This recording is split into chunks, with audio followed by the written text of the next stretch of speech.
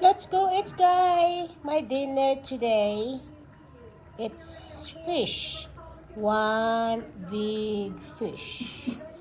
And some rock melon. Oh, I forgot my dragon fruit. I gotta have my dragon fruit as well. So, I have my dragon fruit as well. So, ayan ang dinner ko ngayon. That's my dinner. It's a dragon fruit. I just kinda have to peel it. My dragon fruit. I'm gonna cut it.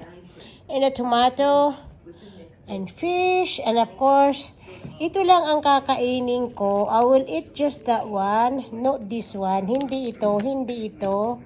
At tapos ito lang din ang kakainin ko. Hindi yung tiyan, so hindi yung ulo. Hindi yung tiyan, ito lang nalikuran ang kakainin ko. So, that's my dinner today. So, ito ay tatapon ko yan. Dekorasyon lang yan. Kasi ang taba, oh. Ang taba.